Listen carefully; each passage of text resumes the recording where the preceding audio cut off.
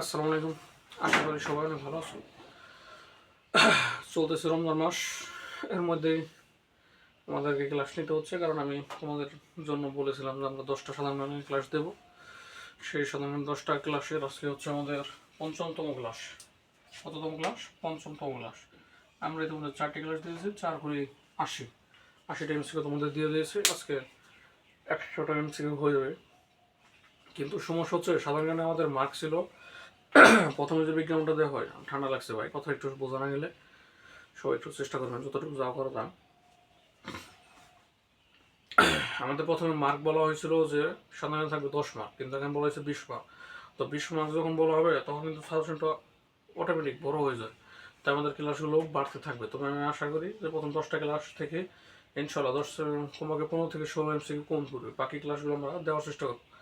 এখন অনেকের কথা হচ্ছে সাধারণ জ্ঞানে ভাই বাংলাদেশ বিষয় বলি বা আন্তর্জাতিক এগুলা কি কোনো এখন কোন জায়গা থেকে আসবে? যেমন সাধারণ জ্ঞানে 2টা পার্ট থাকে, একটা বাংলাদেশ আর একটা আন্তর্জাতিক। তো ভাই কোনটা থেকে কোন পড়তে পারে? তো আমাদের কথা হচ্ছে ভাই, যেহেতু সিলেবাসটা অনেক বড়, আন্তর্জাতিক থেকে প্রশ্ন আসবে হয়তো সেটা একটু কম, 5 থেকে 6টি, কিন্তু তোমাদের সবগুলো পড়তে হবে। আমরা আমাদের আজকে বাংলাদেশ বিষয়গুলির ভাষা আন্দোলন ও স্বাধীনতা যুদ্ধের ইতিহাস নিয়ে আলোচনা করবো তোমাদের সাথে।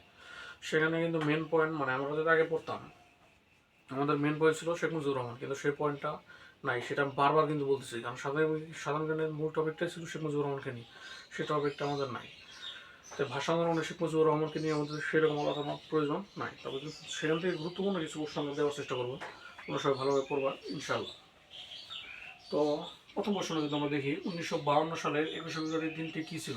মানে বারের নাম, এই বারের নামটা কিন্তু আমরা যদি লক্ষ্য করি কিছু কিছু সময় কিন্তু অনেকটা আসতেছে। সেটা বার হচ্ছে বৃহস্পতিবার। ভাগ্য যদি ভালো থাকে, কপাল যদি খারাপ না হয়, বৃহস্পতিবার লেগেও যেতে পারে।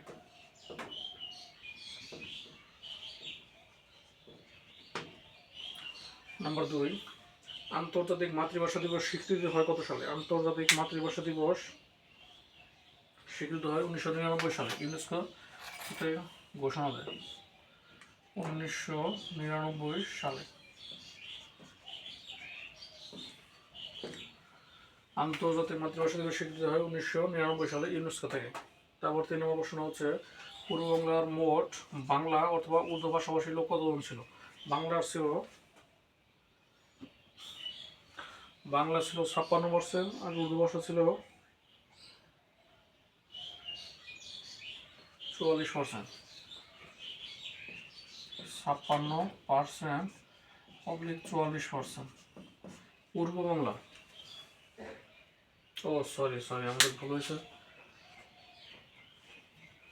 পূর্ব বাংলায় মানে আমাদের পূর্ব পাকিস্তান যদি বলতাম, মানে আমাদের বর্তমান বাংলাদেশ, সেই জায়গায় বাংলার ভাষাভাষীর লোক ছিল 56%, আর উর্দু ভাষার লোক ছিল মাত্র 6%।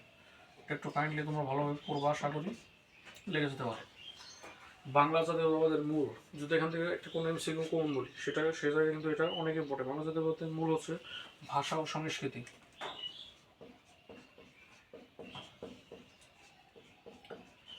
ভাষা ও সংস্কৃতি। ভাষা আন্দোলনের প্রথম উদ্যোক্তাকে? ভাষা আন্দোলনের প্রথম উদ্যোক্তা হচ্ছে হলো অধ্যাপক আবুল কাসেম, তমুদ্দুন মজলিসের প্রতিষ্ঠাতা। অধ্যাপক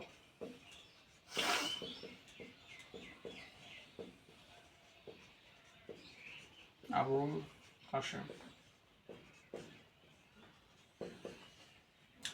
ভাষা আন্দোলনের প্রথম ভাস্কর্য, ভাষা আন্দোলনের প্রথম ভাস্কর্য হচ্ছে শহীদ মিনার। এটা কিন্তু ইম্পর্টেন্ট, যেহেতু জাতীয় শিল্প প্রশ্ন সহজ হবে সেহেতু এটাও আসতে পারে। এখানে সব ইম্পর্টেন্ট ভাই, কারণ সেখানে আমি অনেকগুলো বেছে বেছে এখান থেকে আমি প্রশ্নগুলো বের করার ট্রাই করেছি। ভাষা আন্দোলনের প্রথম শহীদ, ভাষা আন্দোলনের নিকট যদি প্রশ্ন আসে, প্রথম শহীদের নামটা আসতে পারে রফিক। ভাষা আন্দোলনের প্রথম শহীদ হচ্ছে রফিক। আর যদি সর্বকনিষ্ঠ মানে সবচেয়ে ছোট যদি আমার নাম বলি, তার নামটা হচ্ছে উলিউল্লাহ। নামগুলো মনে রাখার চেষ্টা করবা। সর্বকনিষ্ঠ হলো উলিউল্লাহ। ভাষা আন্দোলন। কাকমারি সম্মেলন আহ্বান করেন কে? কাকমারি সম্মেলন আহ্বান করেন টাঙ্গাইলের গর্ব মাওলানা আব্দুল হামিদ খান ভাসানী। টাঙ্গাইলের গর্ব না, শুধু বাংলাদেশের গর্ব আমরা বলতে পারি, কারণ বিশ্বের যে কোনো জায়গায় মানুষের নাম বলে অনেকে চিনবে আশা করি, বিশেষ করে মুসলমানরা। মাওলানা আব্দুল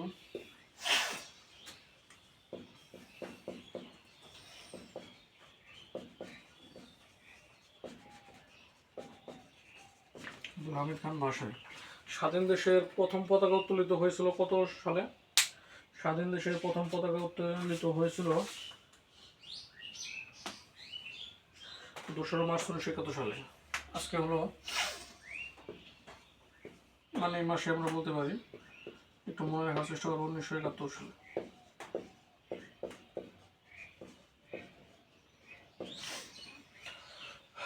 কথা হচ্ছে ভাই সিলেবাস কিন্তু অনেক বড়। আর আগে আমাদের শেখ মুজিবুর রহমানকে নিয়ে মেন প্রশ্নগুলো ছিলাম, বারবার কিন্তু বলতেছে। তবে এখন কিন্তু প্রশ্ন মানে কিছু ক্রিটিক্যাল প্রশ্ন হওয়ার সম্ভাবনা আছে। তো তোমাদের ভালোভাবে প্রিপারেশন নিতে হবে। সাধারণ যেমন অনেকে বলে যে ভাই আমার ভাগের সাবজেক্ট এই সমস্যা, দেবে মাদ্রাসাগুলো আমরা বলতেছে বারবার আমাকে যে আমাদের সাবজেক্ট এই সেই সমস্যা। কিন্তু আমি বলি যে তোমাদের বাংলায় 20, ইংরেজিতে 20, সাধারণ জ্ঞানে 20, তোমরা যদি এখানে 60 থেকে টোটাল 50 কমপ্লিট করতে পারো, আর বাকি 40 থেকে যদি তোমার আন্দাজে থাকো, তা তোমার মনে হয় 10 থেকে 15টা আসবে, তাহলে 65 পেলে আর ওই জায়গায় তোমার 165। ভালো একটা সাবজেক্টটা কিন্তু কোনো নর্মাল ব্যাপার না, আমি মনে করি। কোনো একটা ভালোভাবে প্রিপারেশন নাও, এসব ভালো কিছু হবে। আর সাজেশন বিক্রির কথা আমি আর কত বলবো ভাই, তোমরা সাজেশন নিয়ে আসলে তোমরাই বুঝতে পারতেছো সাজেশনটা কত হেল্পফুল তোমাদের জন্য। তোমরা যদি চাও দ্রুত কিনতে পারো। এবং এখানে সবচেয়ে মজাদার বিষয়টা কি হচ্ছে, যেমন বাংলা যেমন আসতে পারে সমাস। তো সমাজ থেকে কোন প্রশ্নগুলো আসতে পারে ভাই, মানে 4 থেকে 5টা দেওয়া আছে, কোনো যদি মুখস্থ করে যাও তোমার নিয়মকরণের প্রয়োজন নেই। বাগধারা কোন বাগধারা আসতে পারে, 4 থেকে 5টা বাগধারা দেওয়া, এর বাইরে আসার সম্ভাবনা খুবই কম ইনশাল্লাহ। ভাগ্য যদি ভালো থাকে, কপালে যদি দুঃখ না থাকে ইনশাল্লাহ। আর ইংরাজি ফার্স্ট পেপারের টপিক অনেকের সমস্যা, সেকেন্ড পেপার তো ভাই বুঝি সমস্যা নেই, সেই অমুক তমক, কিন্তু ফার্স্ট পেপার তো বুঝতেছেন কী আসবে, সেটারও সাজেশন ব্যবস্থা আছে ভাই। একদম টপিক ধরে ধরে সব দেওয়া আছে, ঠিক আছে? তোমরা শুধু একটু কষ্ট করে একটু দেখার চেষ্টা করো, ইনশাল্লাহ ভালো কিছু হবে। সাজেশনের মূল্য মাত্র 99 টাকা। আমার আর বেশি কথা বলবো না। মুক্তিযুদ্ধের সময় বাংলাদেশকে সেক্টরে সাব সেক্টরে ভাগ করা হয়েছিল। মানে এখানে বলা হয়েছে বাংলাদেশকে কয়টি সেক্টরে আর কয়টি সাব সেক্টরে ভাগ করা হয়েছিল। কয়টি সেক্টর? আমার মনে হয় একজন স্টুডেন্টের পক্ষে এটা অসম্ভব কোনো ব্যাপার না, 11টি সেক্টর। আর সাব সেক্টর হচ্ছে টোটাল 64, সম্ভবত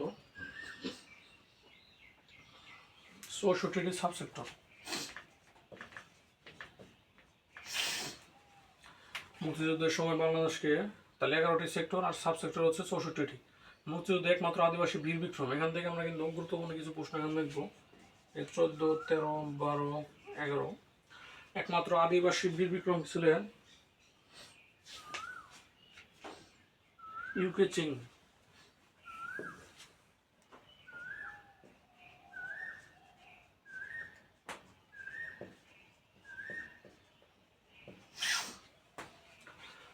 মুক্তিযুদ্ধে বীর প্রতীক খেতাবপ্রাপ্ত মহিলা হচ্ছে 2 জন। একজন হলো তারামন বিবি আর একজন হলো সিতারা বেগম। এটা আগে আসতো প্রশ্নটা, এবার তো আরো ভালো কমন আছে, সিতারা বেগম।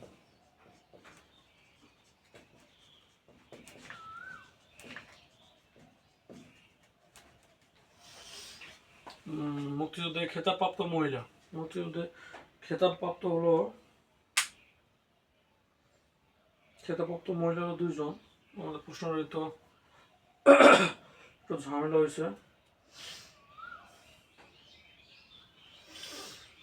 হ্যাঁ, এটা একটু ঝামেলা হয়েছে সম্ভবত। আর সর্বকনিষ্ঠ মুক্তিযুদ্ধে একমাত্র সর্বকনিষ্ঠ হচ্ছে শহীদুল ইসলাম, 12 বছর।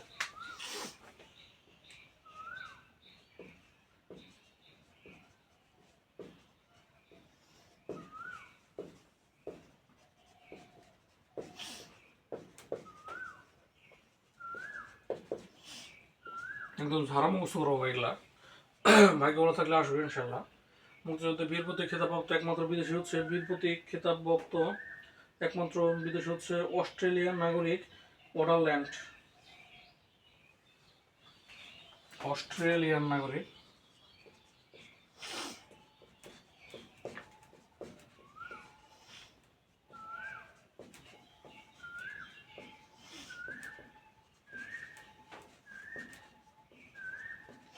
অস্ট্রেলিয়ান নাগরিক ওডারল্যান্ড। হ্যাঁ, ওডারল্যান্ড।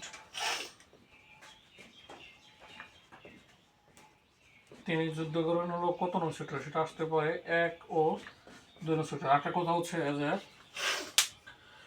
মুক্তিযুদ্ধের সময় বাংলাদেশকে যে যতগুলো সেক্টরে ভাগ করা হয়েছিল, সেখানে কিন্তু যে 11টা সেক্টরে কে কোথায় প্রধান ছিল, যেমন জিয়াউর রহমানকে একটা আসছে সম্ভবত, এবার তোমরা একটু দেখার চেষ্টা করবা। আমরা যদি শর্টকাটে কিছু বলতে চাই যে নেক্সট নায়ক মুন্সি আব্দুর রউফ ছিলেন, সরি সরি সরি,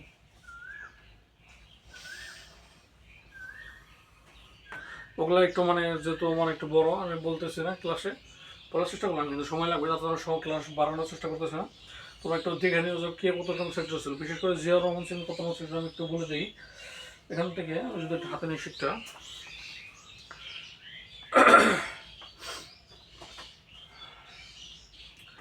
এখানে হলো টোটাল আমরা যদি বলি 2 নং সেক্টরে ছিলেন খালেদ মোশাররফ এটিএম হায়দার, আর 3 নং সেক্টরে ছিলেন K M Shafiullah A N Nuruzzaman, 11 নং সেক্টরে ছিলেন জিয়াউর রহমান রফিউল ইসলাম। এটা খুব ইম্পর্টেন্ট, বর্তমানে যেহেতু মানে খালেদা জিয়ার আমার আসা শুরু করতেছে সেটা এখানে। তারপরে ওসমান চৌধুরী 8 নং সেক্টর, কিছু কিছু জিনিস এগুলো তোমরা একটু পড়ার চেষ্টা করো। আবু তাহের 11 নং সেক্টর, মানে কিছু কিছু কমন আছে। তো জিয়াউর রহমানকে নিয়ে তোমরা একটু পড়ো।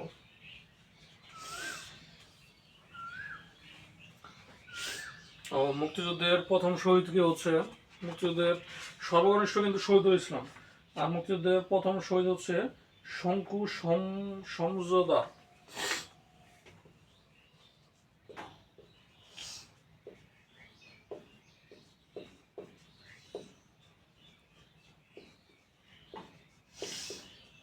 শঙ্কু সমজদার। আর মুক্তিযুদ্ধের বিদেশি সাংবাদিক ছিলেন হলো সাইমন ড্রিং, এটা কিন্তু ব্রিটিশ ছিলেন তিনি, এটা মোটামুটি সবাই নাম জানে, কিন্তু এখানে কিন্তু সব কিছুর নাম কিন্তু সবাই জানেন, তাই তোমাদের করতেই হবে ভাই।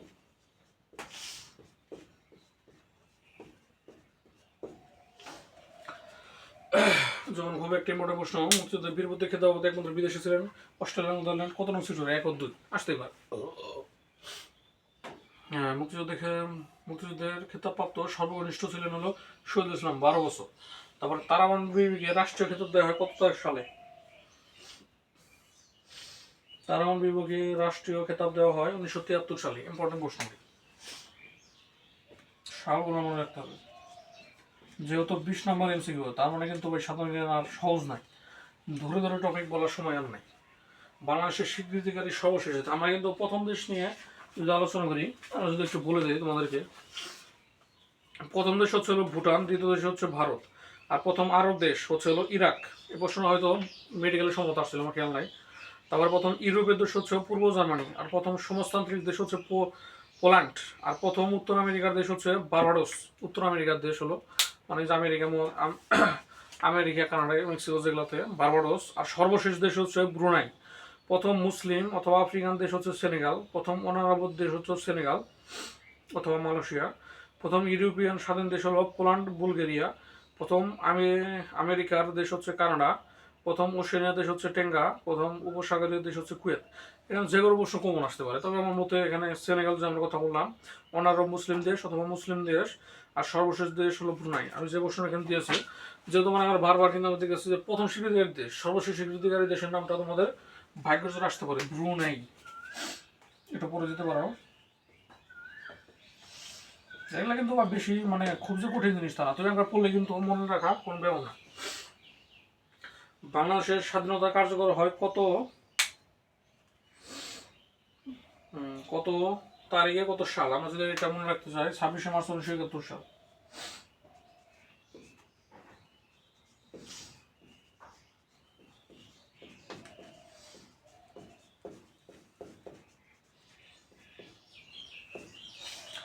বলতে বলতে আজকে আমাদের পঞ্চম ক্লাস শেষ হয়ে গেল।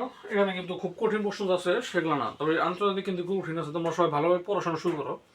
আর সাজেশন লাগলে তো অবশ্যই জানাবা, আর যে কোনো প্রকার যে কোনো সমস্যা তোমরা হোয়াটসঅ্যাপ নাম্বার অথবা ইনবক্সে যে কোনো সময় মেসেজ দিবা, যে কোনো তোমাদের সহযোগিতা আমি থাকবো ইনশাল্লাহ। যদি আমার অনেক ঠান্ডা লাগছে ভাই, তারপরে তোমাদের আমি ক্লাসটা নিলাম, কারণ আমি ভাই প্রত্যেক সপ্তাহে কমপক্ষে 2 থেকে 3টা ক্লাস দেওয়ার চেষ্টা করি, কিন্তু সময়ের সংকল্পতা অথবা তোমাদের মানে বেশি সাপোর্ট না পাওয়ার কারণে আমি কিন্তু ক্লাসগুলো দেরি করি। যেমন আজকের এই ক্লাসে কমপক্ষে যদি 20 থেকে 25টা লাইক আসে, তাহলে কিন্তু আমার পরবর্তী ক্লাস দিতে বেশি সময় লাগবে না। এটা সম্ভবত তোমাদের ব্যক্তিগত ব্যাপার, তোমরা যদি চাও তাহলে দ্রুত পরবর্তী ক্লাসটা পেতে হলে কমপক্ষে 20 থেকে 25টা লাইক তোমরা ম্যানেজ করে ফেলো। সবাইকে ধন্যবাদ, সবাই আমার জন্য দোয়া করবা, ঠিক আছে? সবাইকে ধন্যবাদ।